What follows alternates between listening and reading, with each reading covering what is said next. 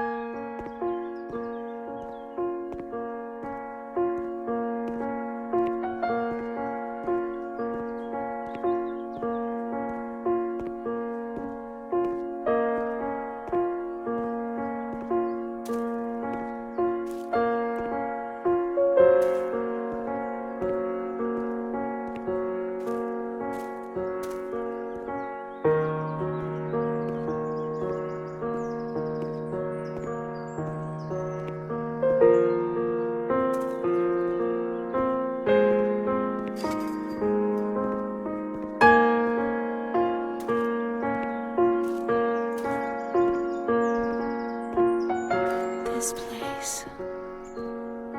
Time. Memory.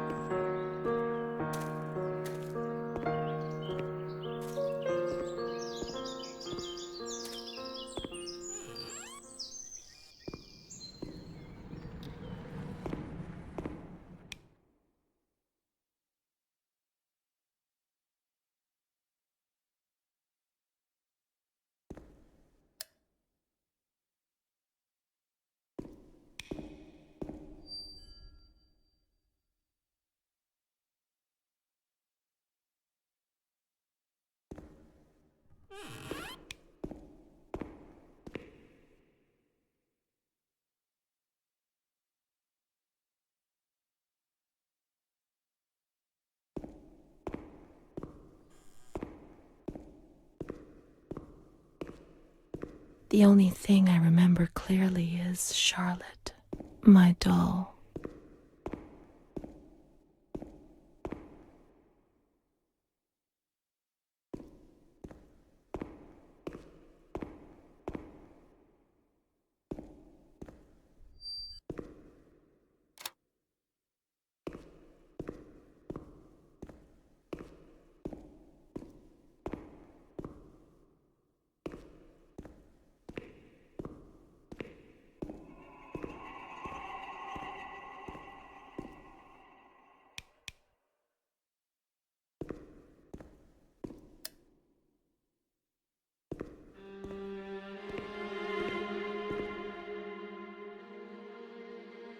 Mummy took good care of Charlotte.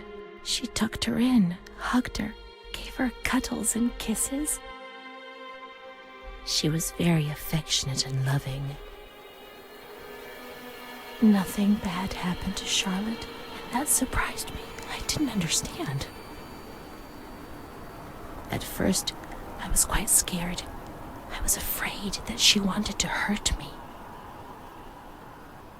I lived in constant fear that Mom would abandon her. Because I didn't deserve to live. I didn't deserve to be loved.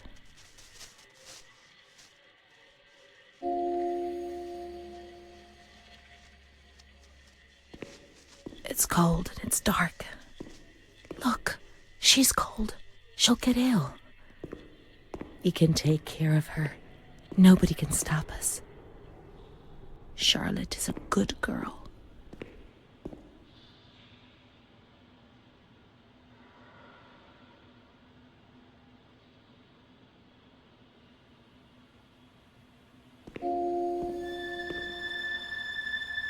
Those lamps could make the room warmer. But Charlotte's not happy. She doesn't feel well.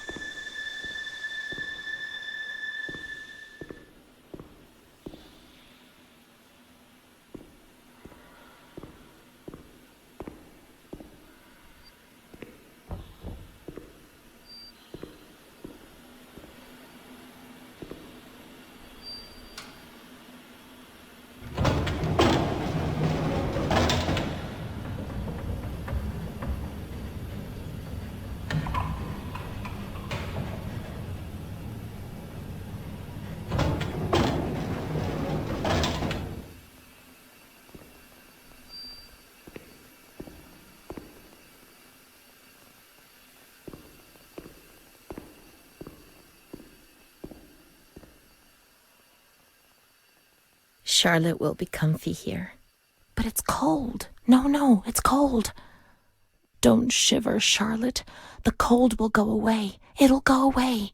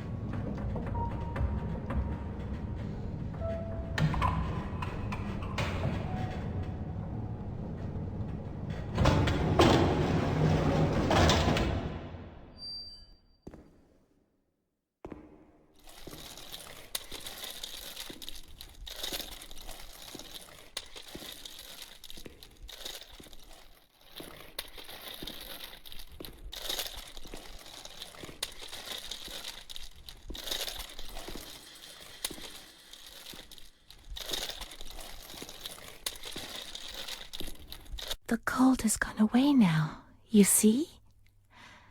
The light, the warmth. We can do it. The cold will go away. It has to. Now we can enter the ward where everything started. It all began in the observation ward on the ground floor.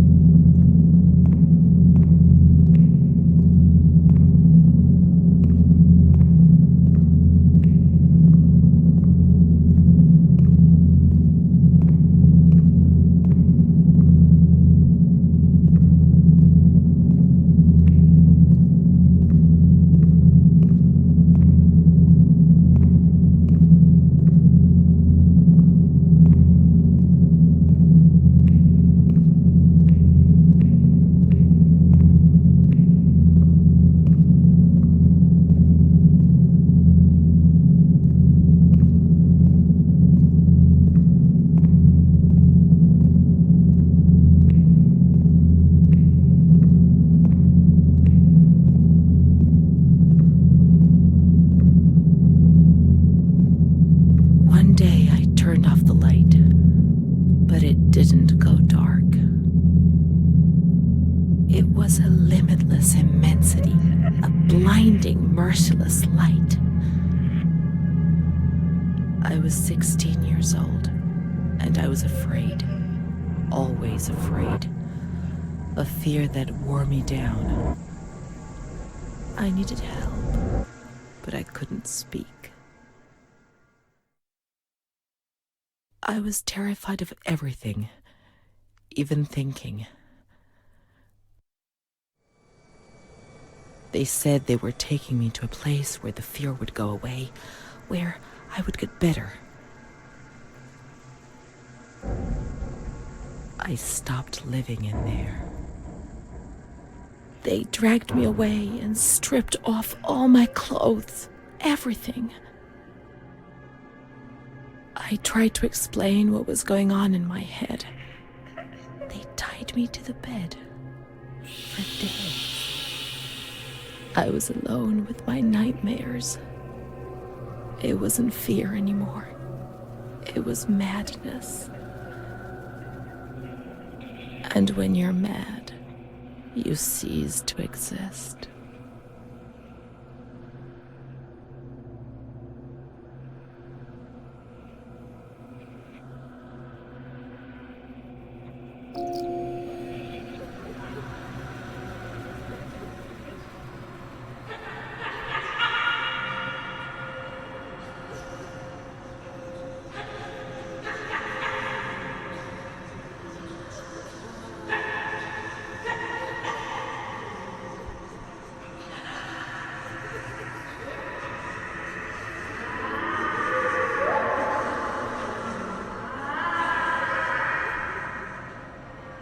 She was my only hope in this hell.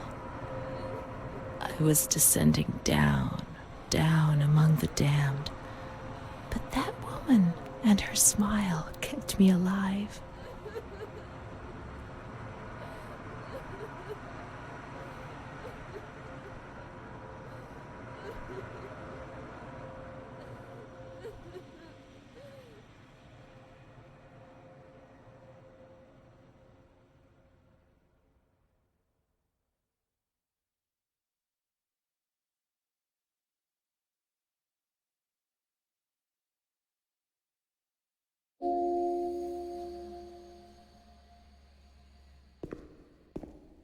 The door is locked from the outside. Here, the doors can only be locked and unlocked from the outside.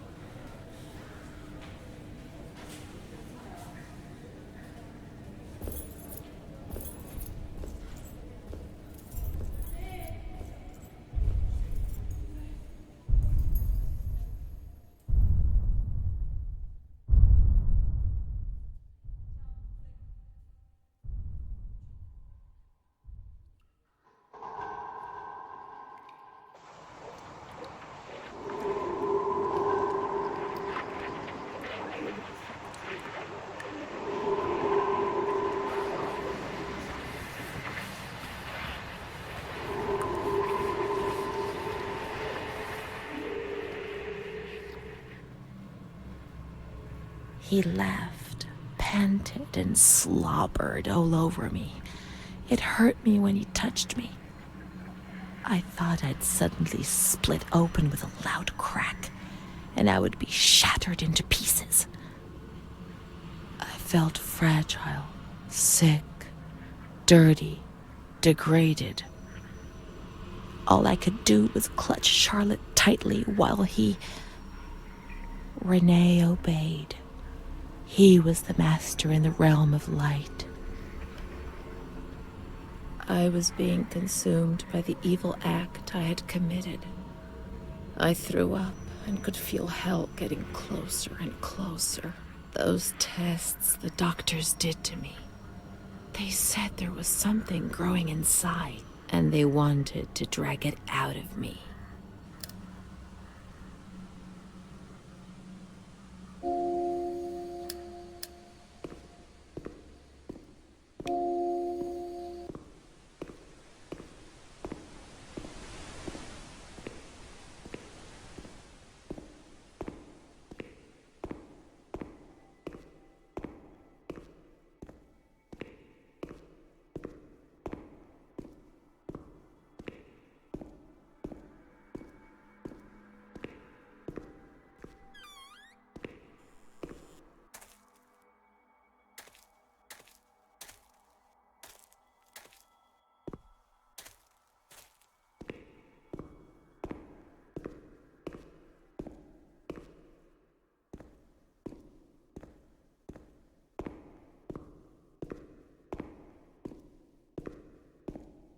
She stayed with Renée during those terrible medical examinations, and that gave her the strength to survive. They went to the gynecology ward on the upper floor.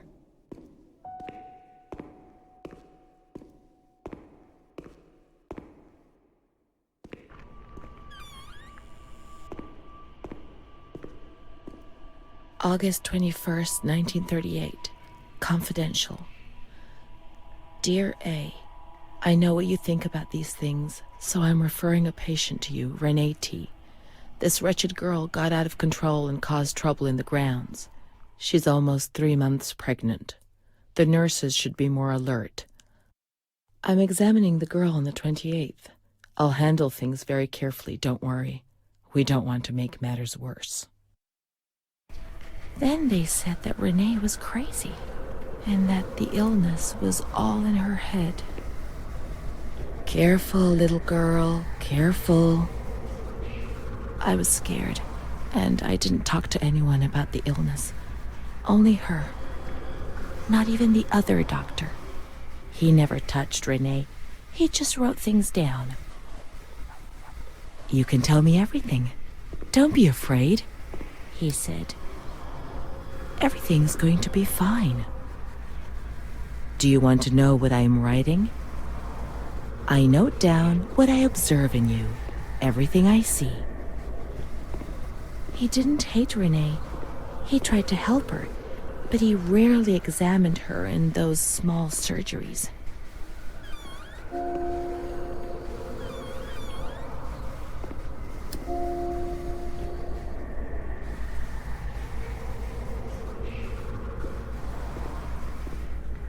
The doctor who wrote things down was in Surgery C.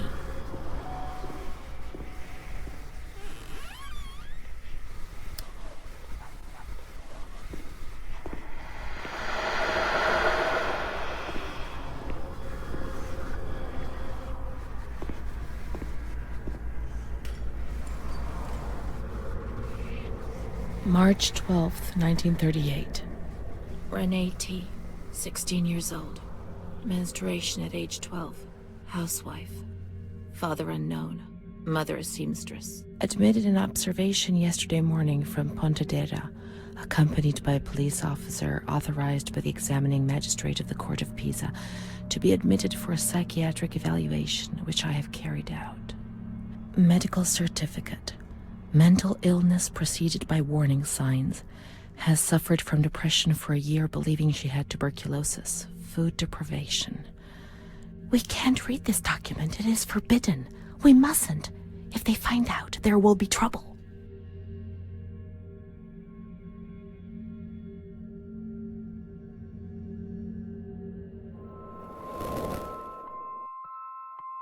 Have you ever wondered who you are? Yes, of course you've wondered.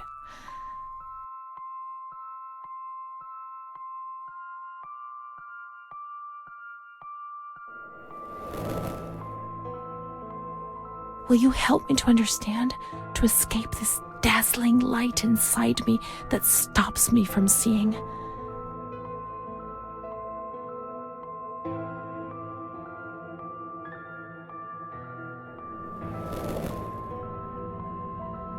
Don't frighten me, I beg you. I want to understand. Don't mock me. Forget this document. Let's look for Amara. She'll know. Come on, let's hurry.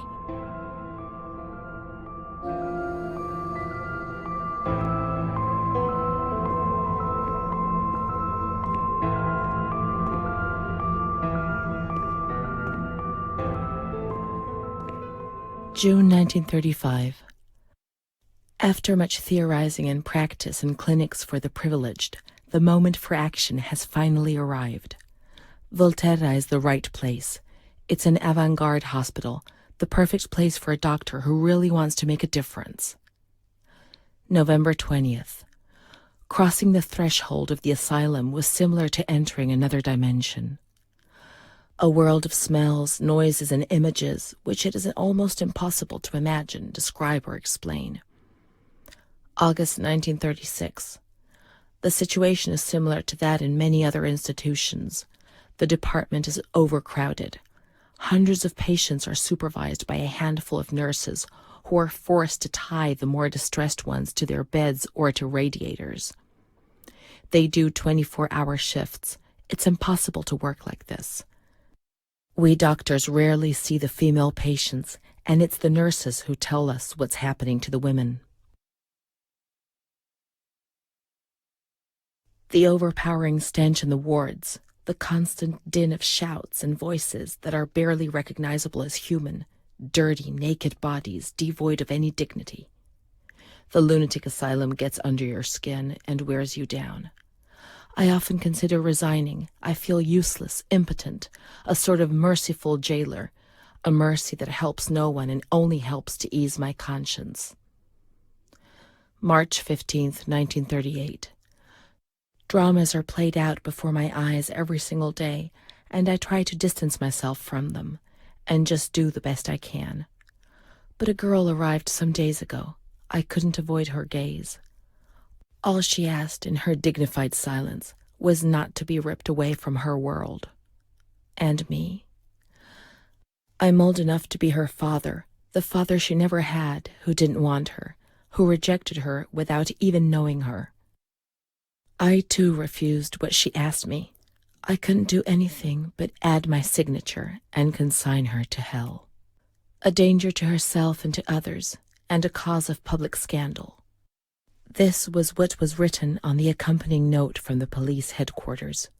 It was difficult not to agree with it. How much more violence must this poor girl be subjected to? Her gaze is so intense, so far removed from the carefree nature which should be the joyous hallmark of her age. I cried myself to sleep in my solitude.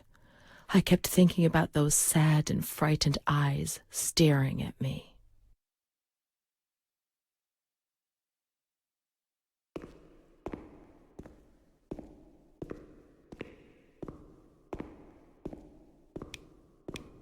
The grounds at the back of the hospital, and then down to the kitchens.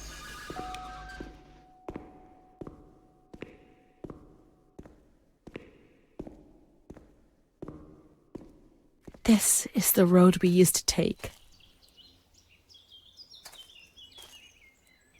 If it weren't for her, in the grounds on that bench in spring, so many days.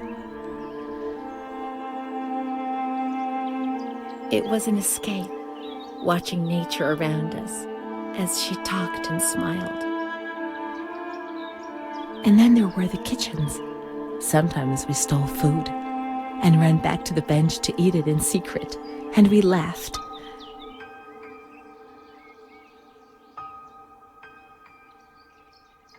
She did things to me. Sometimes she touched me. In the shower, I felt her body against mine for the first time. It was a shiver that warmed my soul. Eyes closed, the light slipped away.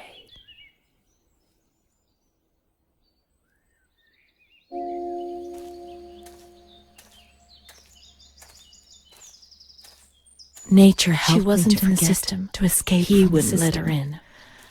That's it. She must be the key to my memories, to the reasons why.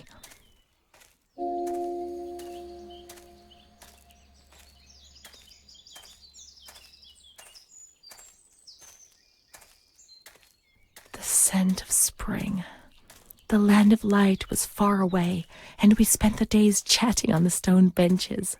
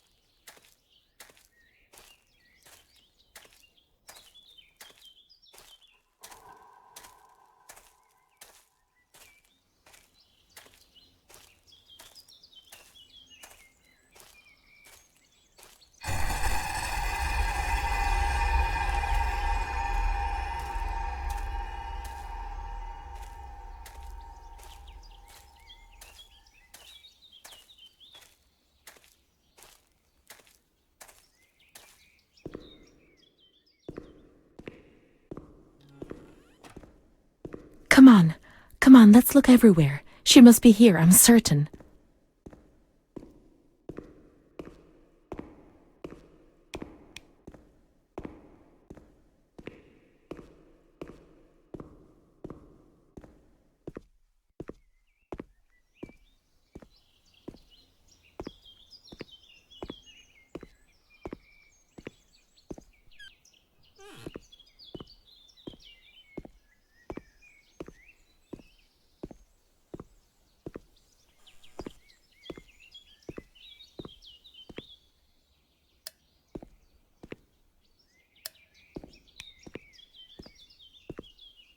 Adele, that little girl has been standing motionless in front of the kitchen door for hours.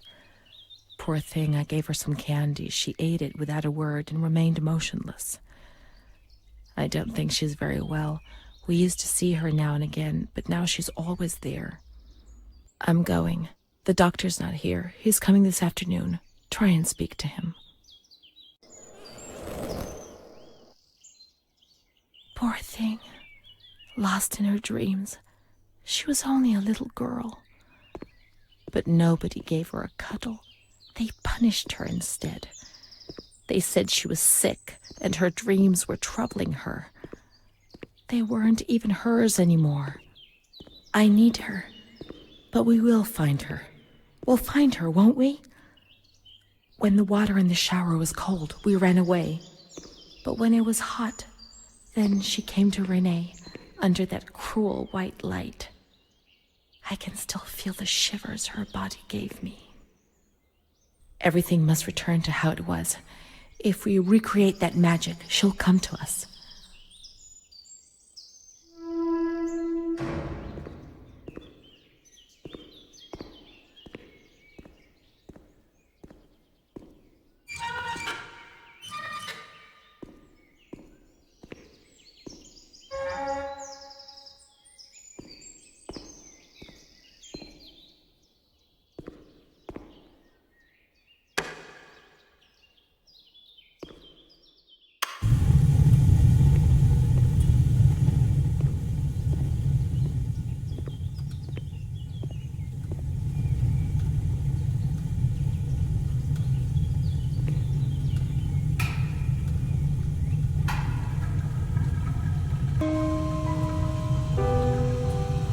Now everything is ready. We can go to the bathrooms. We can go along that narrow corridor in the kitchens. We'll meet her in the showers, yes.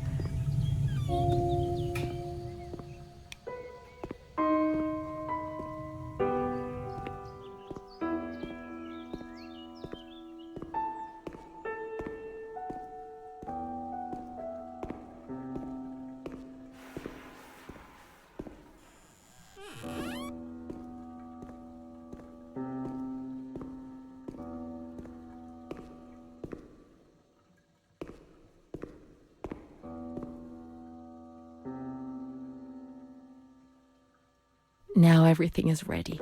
We can go to the bathrooms. We can go along that narrow corridor in the kitchens. We'll meet her in the showers, yes.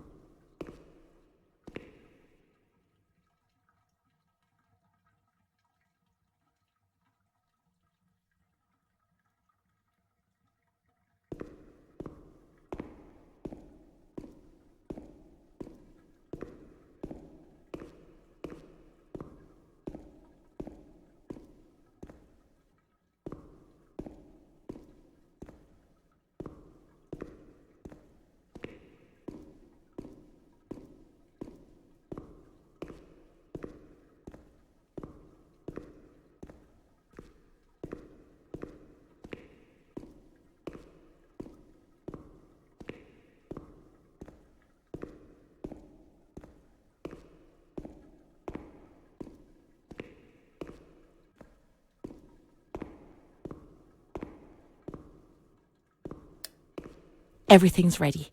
Let's get undressed and leave our clothes on the hooks in the changing rooms.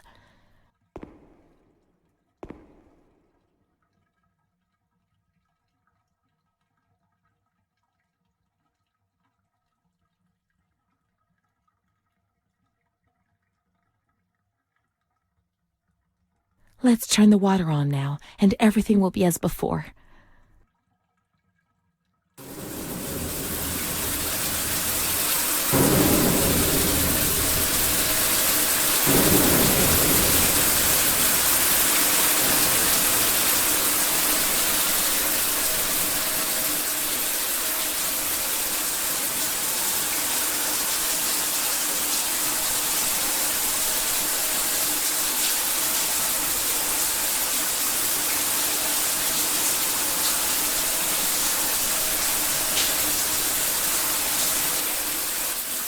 Amara was the only thing Renée had.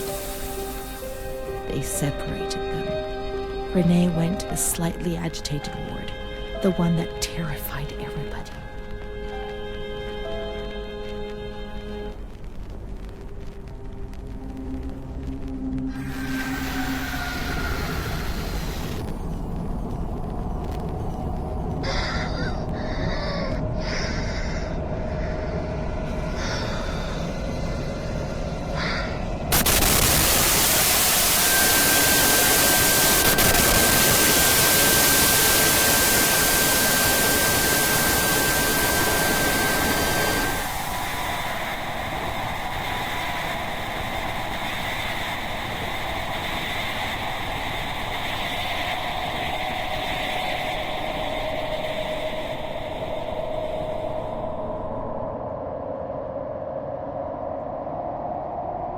Those injections were a torture, the just punishment for what I was doing. And what about her? Who knows where Amara was? They had taken me upstairs into the ward where no one wanted to go.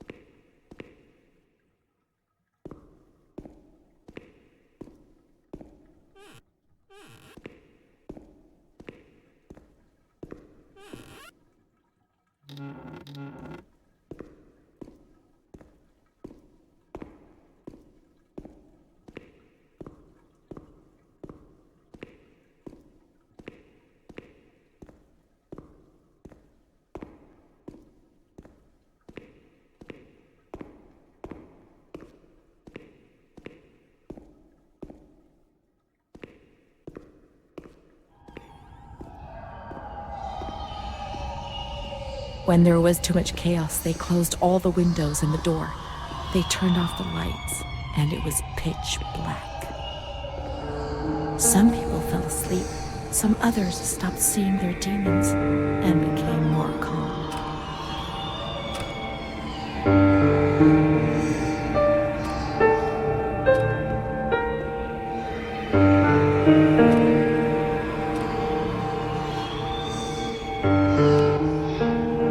They put a straitjacket on you.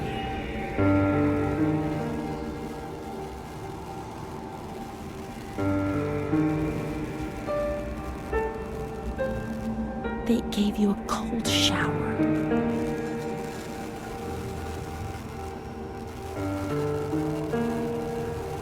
They suffocated you with a sheet.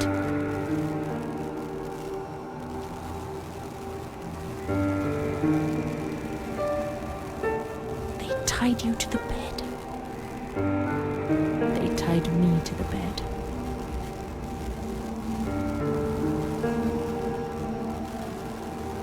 A woman died next to me, choked by her own vomit. She was tied down because she wouldn't stop pleasuring herself. I can still hear her death rattle. I screamed, but nobody came. Everybody screamed in there, all of them. It was then I saw the doll, which wasn't Charlotte. No, she wasn't Charlotte.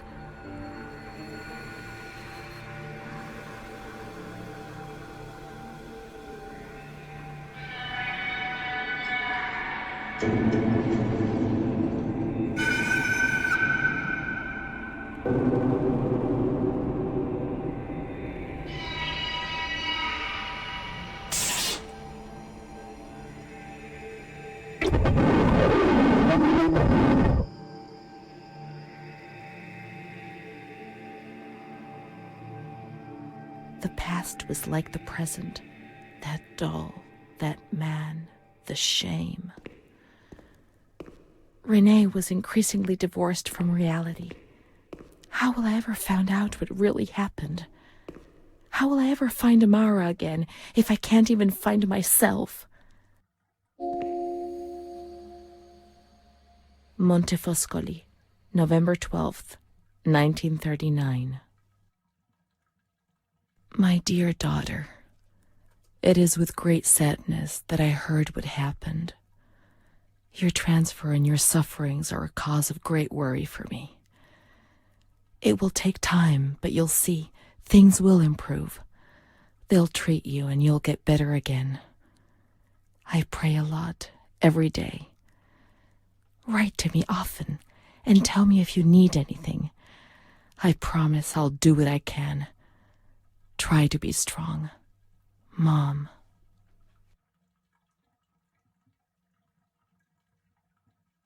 This is the last letter she wrote to me. Once I was put into this ward, I was overwhelmed by loneliness. After that medical examination, I received no more letters from Mom. Why is that man here? Why doesn't she come to see me? Did I make a mistake? It didn't seem like she wanted to abandon me. What did I do wrong? I'd like to be able to reply to her again now, to change things.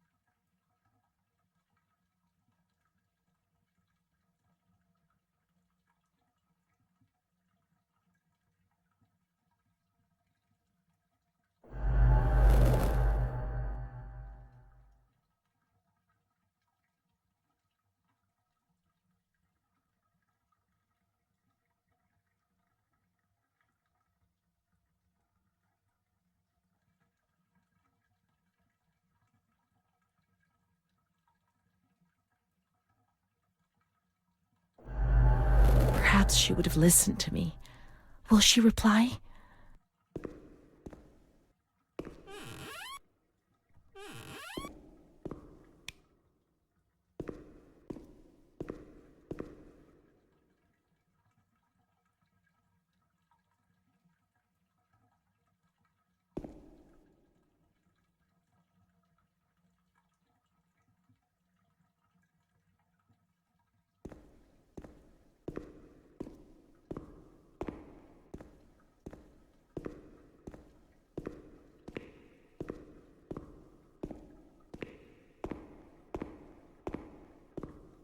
The letters were sent to the archive.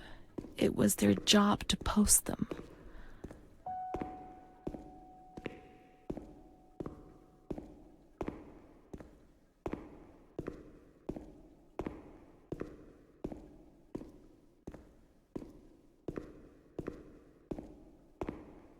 When you were sent to a lunatic asylum, you lost the right to possess anything.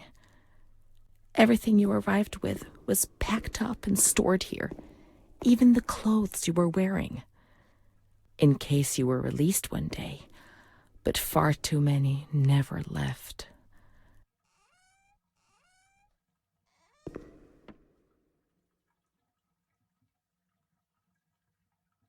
Dear Mother, please, I beg you, get me out of this place. I'm so frightened here.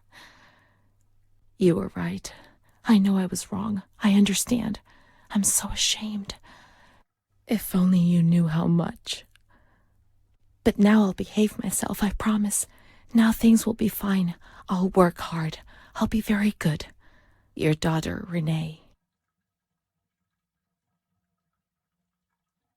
This letter. It was Renée's letter, just as she wrote it back then. But it was never sent. Why? Why did this happen?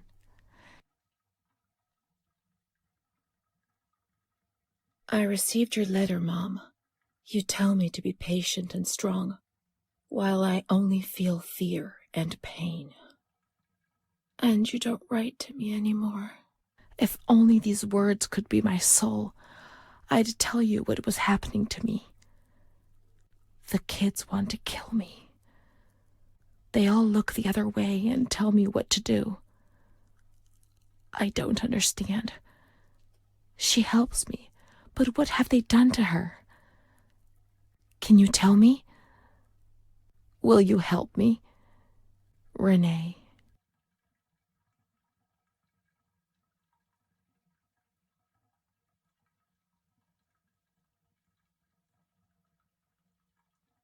Montefoscoli, July 7th, 1940. My dear daughter, I have received no news from you. You have not contacted me in months. I'm sorry, but I don't have the money to come and visit you. Do you remember Mr. Onofrio? He'll soon be in Volterra for business.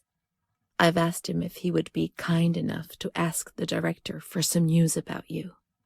I hope he'll bring me some good news when he returns. But please write to me. I know that I was strict with you. You have to forgive me. I didn't think. I've given Mr. Onofrio a new doll for you. You told me that you lost yours, and I know you loved it so much. It's not as nice as your Charlotte, but I hope that it will comfort you nonetheless. Keep your chin up, darling. Everything will be fine, you'll see. Mom.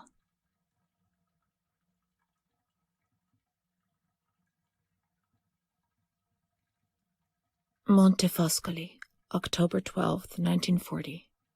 My dear daughter, I've written 2 letters to you and have received no reply. Every day, I'm anxiously waiting for a letter. Mr. Onofrio's back. He brought you the doll. Do you like it? He told me he was unable to speak to the director, but managed to see you. I pray for you every day. Even Don Gino said a prayer for you during Sunday Mass.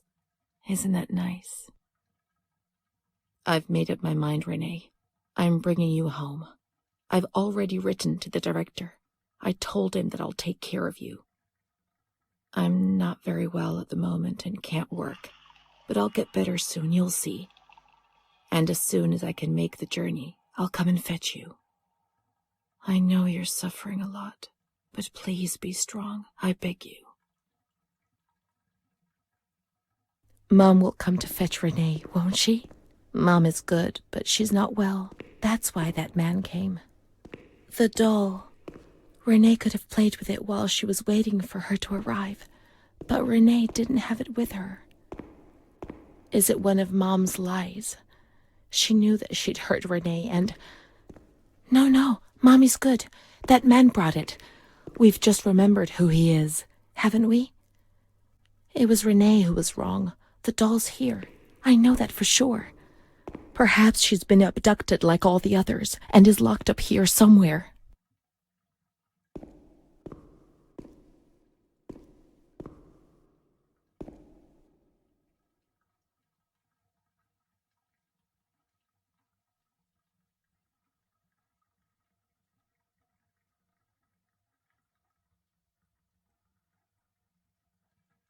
Now we can open the bundle on that table in front of the window.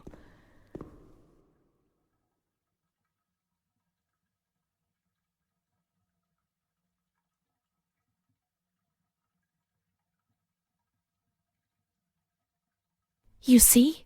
Mom was good. I was bad. Mom was worried about Renée and Charlotte. I abandoned Charlotte. We've abandoned her.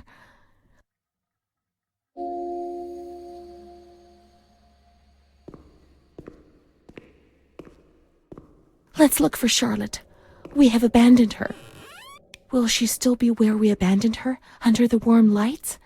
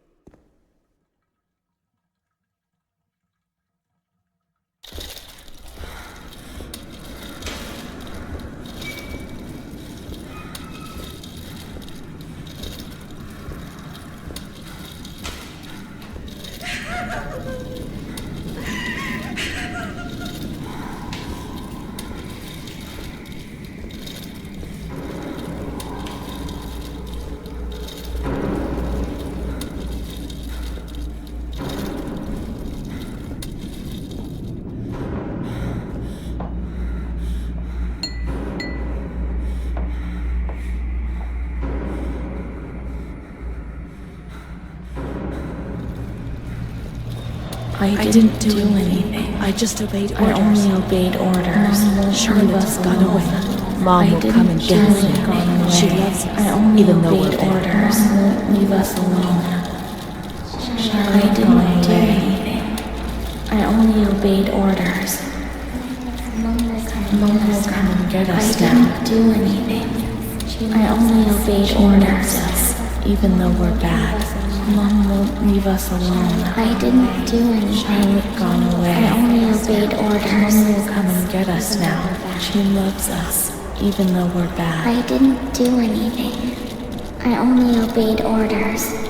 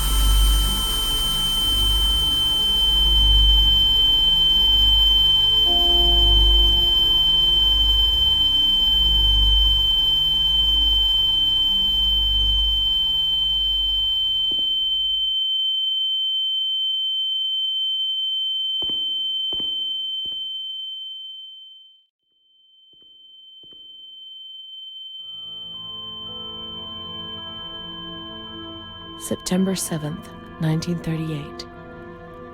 The patient frequently indulges in recriminations expressed in an explosive tone of voice.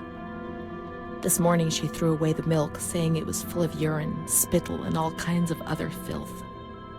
Crazed, she hears voices that order her to do things. She says she heard children singing and that they were locked up in a school. January 20th, 1939.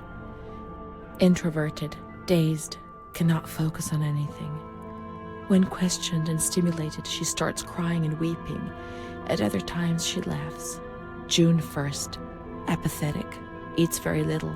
She refuses to be touched. Does not respond. Spends her time in the grounds. The cooks report that she sits on a bench in front of the kitchens. October 14th. Return of impulsive behavior. This morning she asked for 2 eggs to make zabayoni, but when she got them, she threw them up in the air. Excited, clamorous, slightly confused, takes her clothes off. December 8th. Tied to bed for 15 days. High-spirited, tends to make witty comments and use vulgar words, laughs hysterically and pleasures herself. The nurses report that about 2 weeks ago she remained in the showers on her own and didn't want to leave. They said that when they took her away, she swore at them and then lashed out and bit them. 2 nurses had to be treated for their injuries. They've kept her tied to the bed since then. Transferred to the slightly agitated ward, from the care of Dr. B to the care of Dr. C. I was with Amara in the showers. My memories are terrifying. They're not real, are they?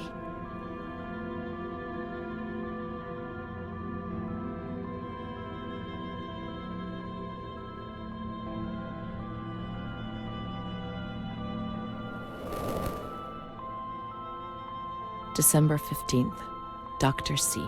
Patient notes. The abnormality of her psychic state has induced her to lead a life which is irregular and tends towards delinquency. Of fickle and flighty character, she regularly discards her household duties and engages in occasional prostitution. Prostitution? No one would have ever believed a lunatic, let alone a lunatic who lives in the worst sort of sin. Could such a person ever have been subject to sexual violence? Certainly not. Her mental deficiency makes her deaf to the reprimands of her family. She has shown suicidal tendencies. She was brought to the ward yesterday, agitated and hysterical. Treated with cardiazol, 2 injections a week for 5 weeks. They were only trying to confuse us with the therapy, and my God, they succeeded. It was as if they wanted to instill the madness into us.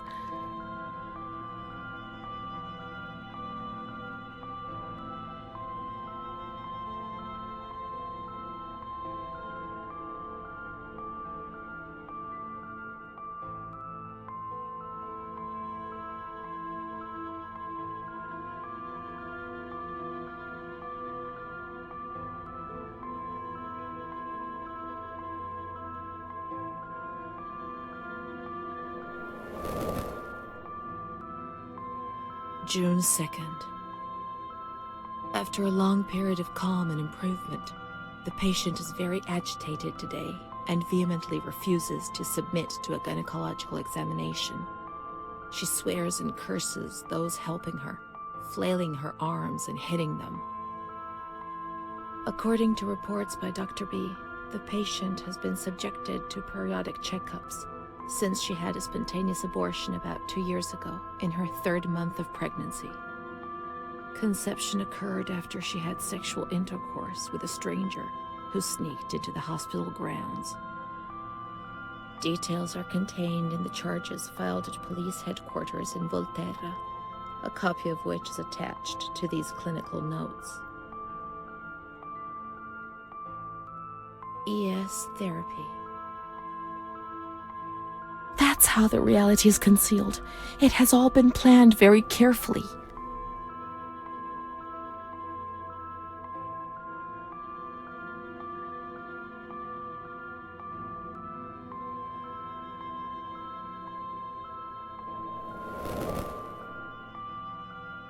June 13th. The nurses report that she descended into a state of great mental confusion after receiving her mother's letter. She threw her soup over another inmate because she was very anxious, and then punched a nurse. Impulsive, flails about her. She rails against the doctor in vulgar terms while he is examining her, lashes out and spits. Block all correspondence to give the patient no further reason to become agitated. August 20th, tied to bed. The nurses report that the patient is extremely agitated after the visit of a relative or family friend. 2 days later, she is still shouting all the time that he commands her, that she must obey and harm herself, and that she is not Charlotte. All visits forbidden, constrained to bed, and intensification of ES therapy until we achieve results. No contact with the outside. That way nobody knew what was happening within these walls.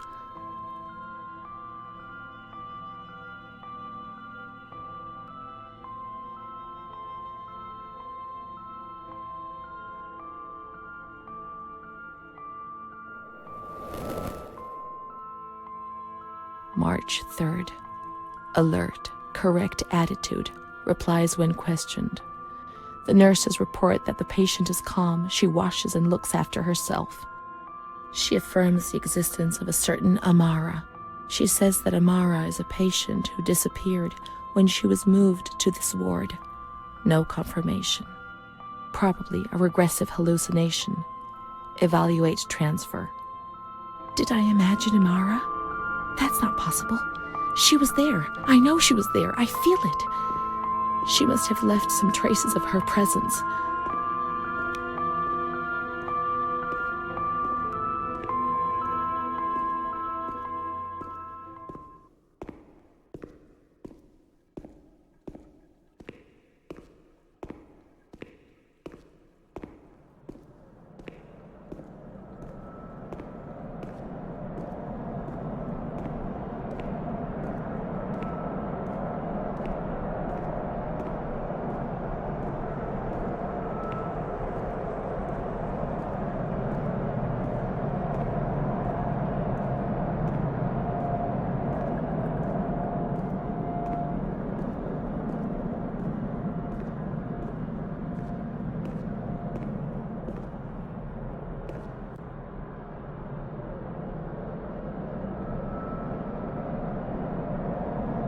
These are Amara's things, I'm certain.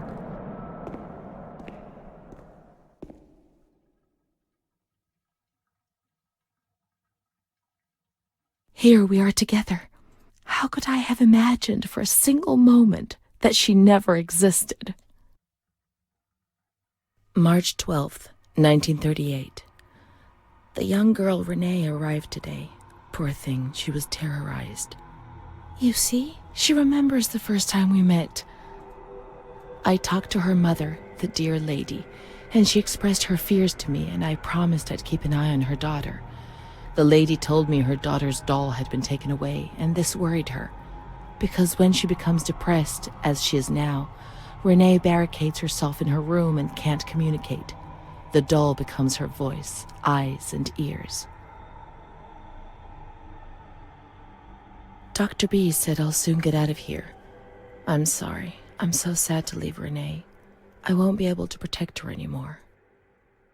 My poor friend. She was hoping to be able to get out of here, but nobody ever leaves this place. That poor girl is really ill. I am the only one she ever speaks to. I told her I was leaving, and she stared at me, saying that I would never leave. It was quite unnerving. And then she started to cry. I felt like crying too. She didn't say anything else. What worries me is that I'm sure that terrible man is watching her. He was the one who brought her here, and of all the good people, why did it have to be him? She knew. I told her everything. She knew about that man. That's why they wanted to make her disappear from my life. But I instructed a nurse friend of mine to keep an eye on her, and I'm sure she will, because she's a good woman. Her friend the nurse. I vaguely remember. She worked on this ward. Amara, there she is. She existed. She really did exist. There she is, my friend.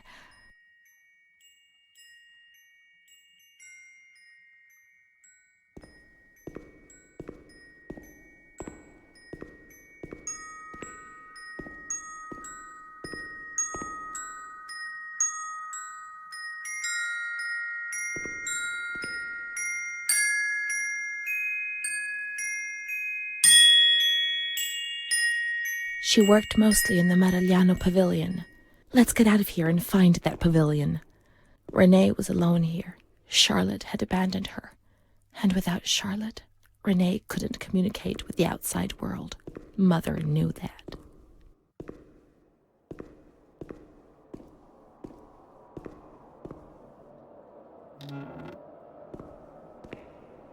Marigliano was a different pavilion nearby. Let's follow the signs.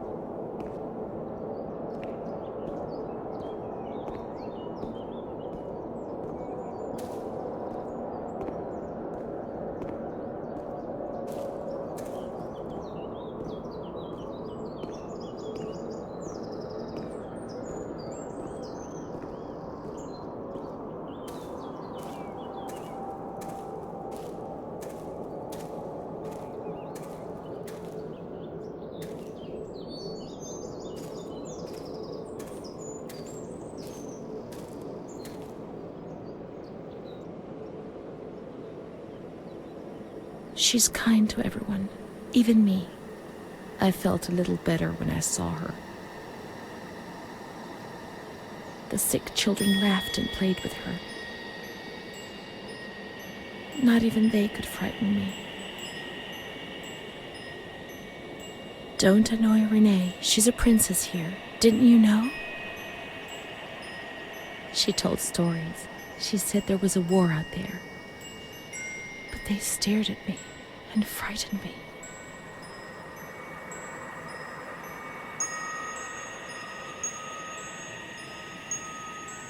They would come to look for me in the evening, and then no one would have protected me. Not even you, Charlotte. Am I right?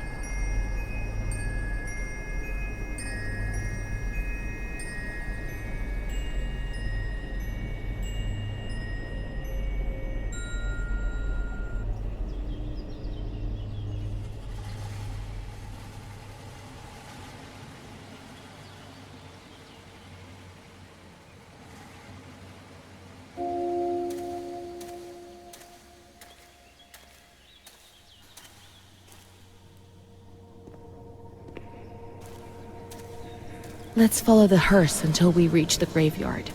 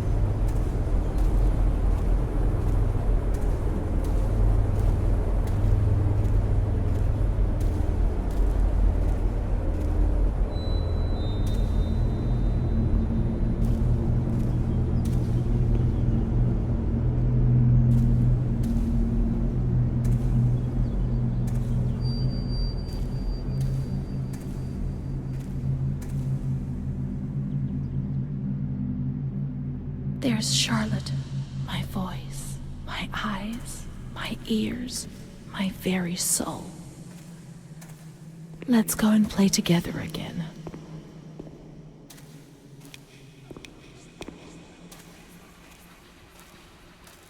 My voice, to say what? Meaningless things. Be offensive to others and get into trouble. Eyes to see desperate people.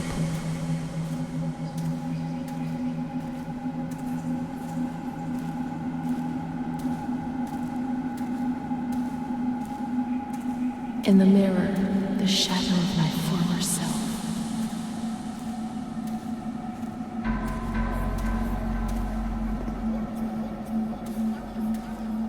Gaunt, worn out, they're killing me slowly, day after day. My ears to hear screams, deliriums, threats, and false promises.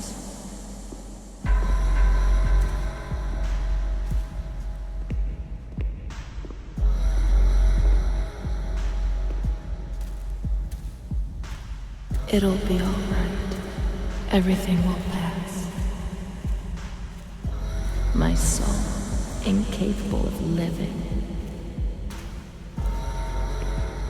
Of fitting into a world which it finds alien.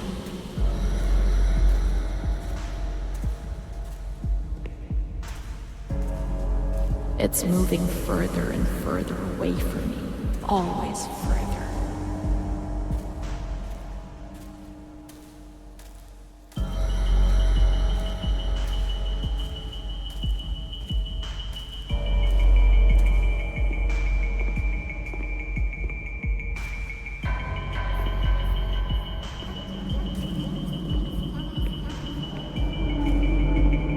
Let's go and play together again.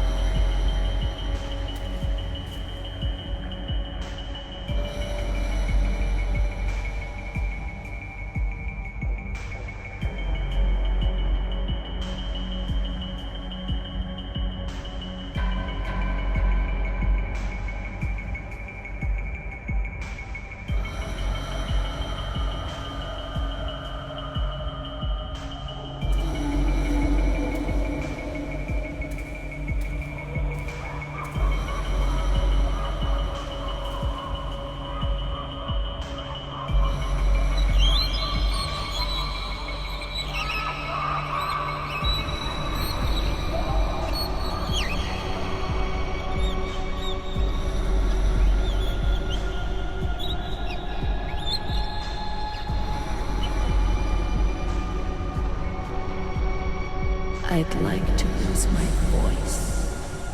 I'd like to lose my eyes. I'd like to lose my hearing.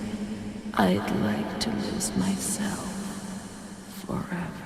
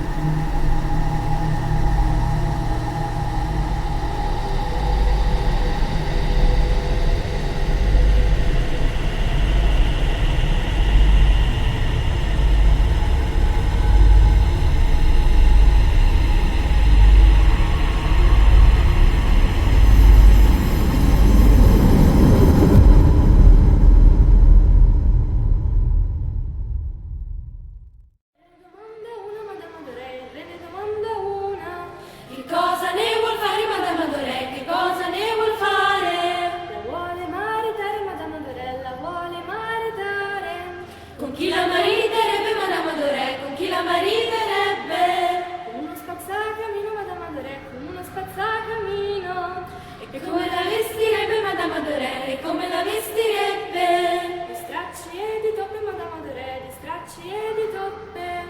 Uscite dal mio castello Madame de Re, uscite dal mio castello.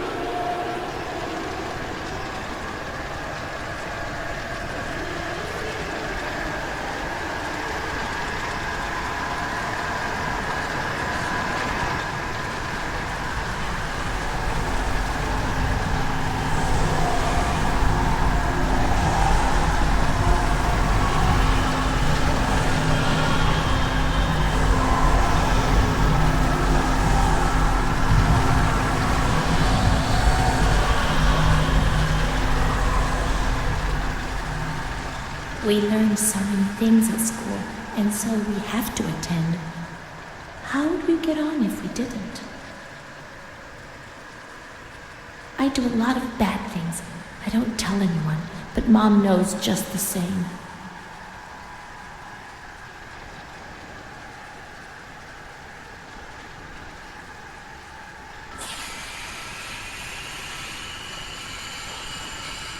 A blackbird's eating my head. That's why it hurts so much.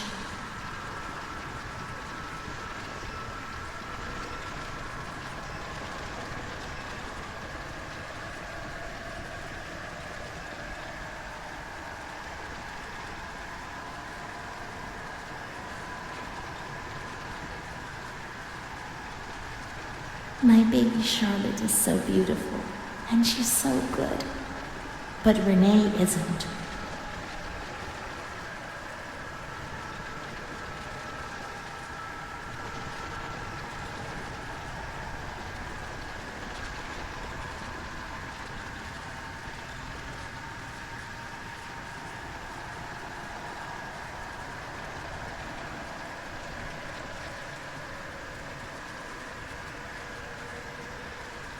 I'm not like the others, Mom.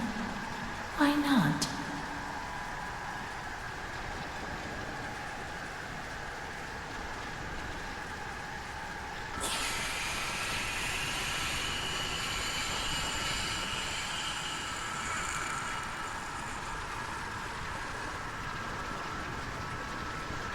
There are a lot of them.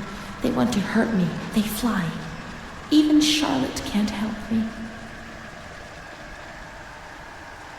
Mom works so hard because I have to eat, or I won't grow.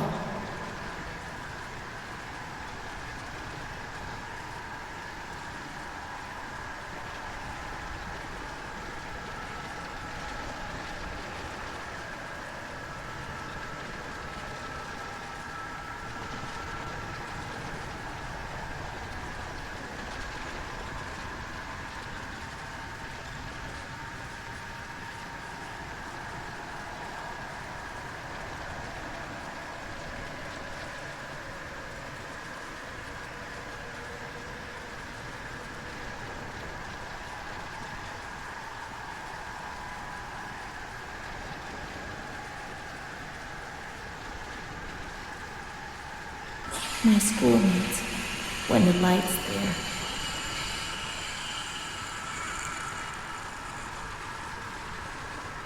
Renée's kind to Don Gino, but he always frightens me.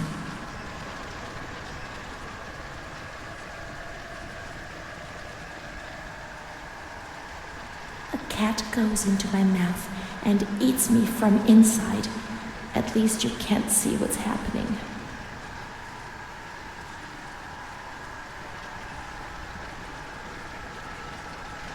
Don Gino knows everything. He speaks to God and he tells him lots of things.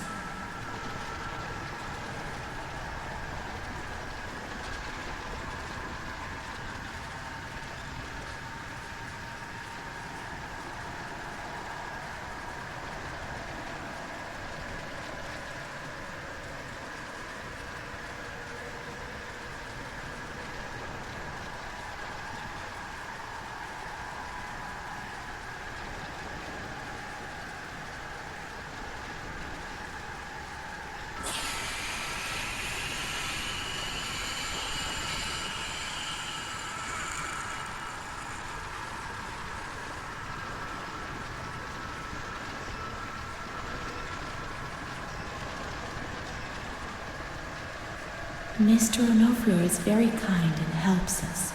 If he's not here, I have good reason to be afraid.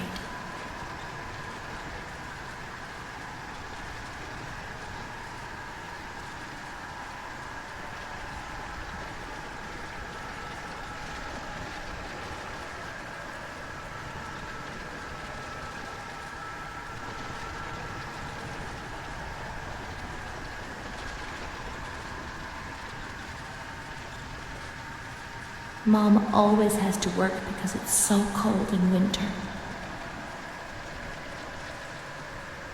Mr. Onofrio helps Mom. How would we manage if he didn't?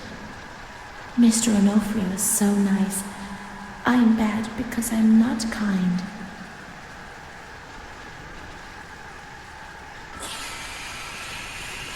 When I was small, I never used to eat. Poor mother.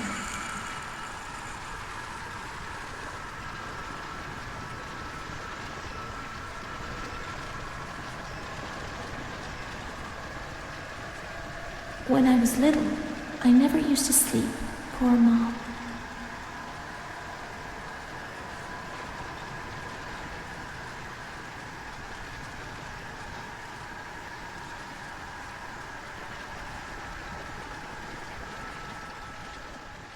What's happened? What is this place? Maybe I'm dead. I can't see any light. Maybe I am dead. I can't get up. What's going on? What's happening to me?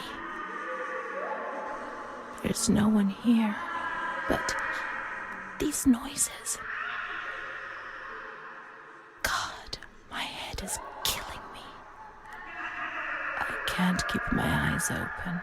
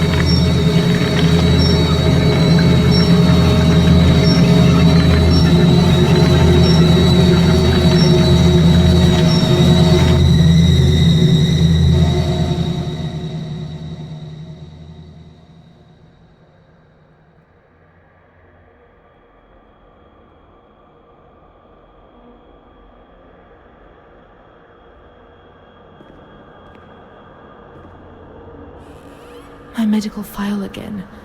I don't want to know. I don't want to know anymore. There's only confusion. There were some who had scarcely seen me. They thought they knew me and understood what was happening to me and could decide about my life.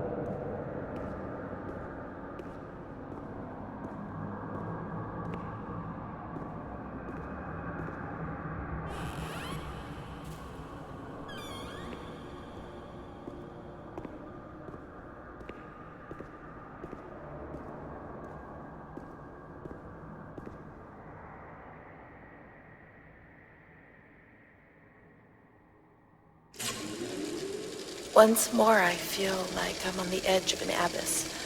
What a horrible feeling. My paranoia is hammering at the gates. Everything is exploding, and in the end, I know they will enter and destroy me in a matter of seconds. I won't be here for much longer, but in my personal hell, consumed by fear, which will be directed violently outwards. When you're not well, I mean, in your head, when you're crazy. I mean, what else am I? Well, that's that. I can't speak or move anymore. I find it hard to swallow. I can't eat. Then it passes. I feel better. Like now, perhaps. Then the anxiety returns and I can't sleep. I can't stop the intrusive thoughts, one after the other, relentlessly. I suffer from memory lapses. Yes, there are periods I don't remember anything about, and I don't know what it means. It first started when I was with my fiancé, and Bruna was there. They said I did certain things, you know. I'm too embarrassed to talk about them. But I think that's the reason I'm here, isn't it? But I don't do any of those things now, do I? Please tell me. And, send me home. I'm sure I'm okay, and I so want to go home. But nobody comes to visit me. Why? Do you know?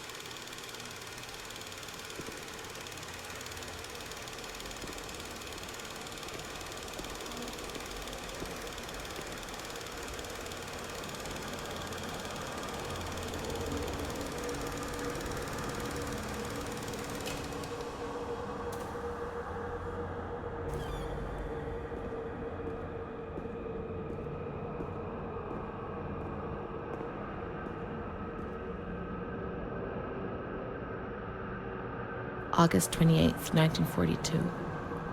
We hereby notify you of the death of Ada T., mother of Renée T., a patient in your institution. No known relative. Sincerely yours, Onofrio P.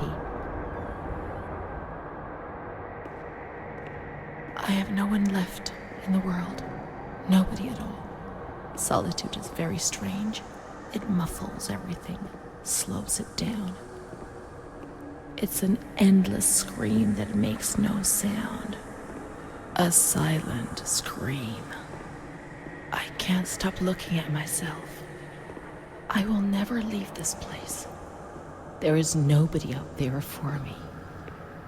These walls have become my skin, and the wretched desperation within them is my soul without a voice. Here, nobody weeps anymore. How I would love to feel life, desperation, anger.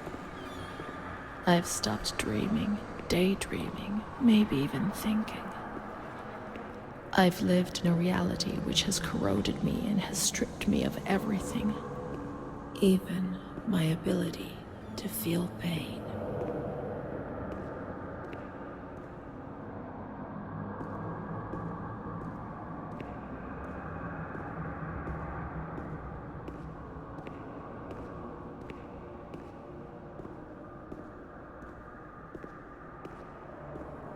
May 5th, 1943. Renée's state of health is good. She is eating and speaking. Her spatial and temporal orientation is good. Therapy suspended. December 3rd. She calmly asks if she can leave the hospital. Evaluate patient for 6 months. May 2nd, 1944. Discharge denied despite a favorable psychiatric opinion. The patient has no home or means of support.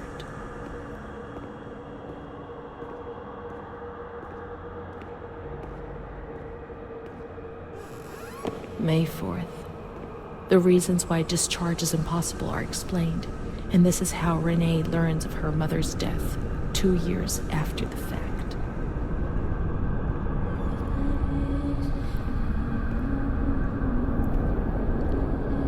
May 5th. She tried to kill herself in the night by hanging herself with a sheet, saved by the nurses.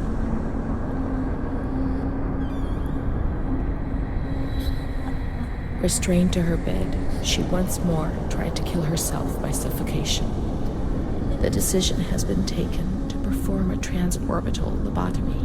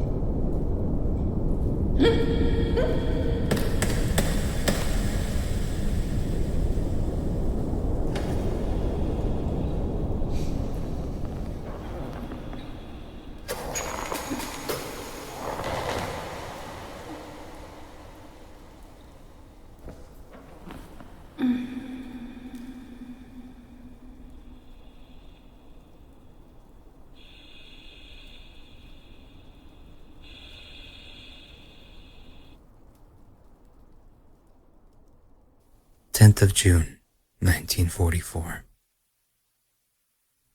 Operation successful. Patient tranquil and collaborative. Motor coordination capacity reduced, but she's improving. Transferred to the tranquil department in the care of Dr. B. 25th of October. Continues to talk about Amara and her doll, Charlotte. The disturbances of motor capacity show slight signs of improvement. Difficulty walking, not capable of riding, and the nurses report that they have to help her dress, wash, and feed herself. In the summer of 1944, Renée was transferred back into my department. Aware of little, indifferent, hardly ever spoke. One day, she said, "When I find the courage to look at myself in the mirror, I see a young face which is aged and looks at me full of fear."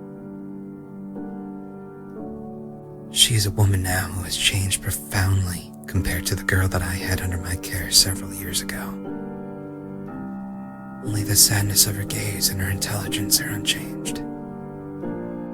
She's so young, just 23 years old, but is lacking all vitality. Perhaps her condition may improve, but probably not. Her life has been thrown away, and nobody did a thing to try to avoid this.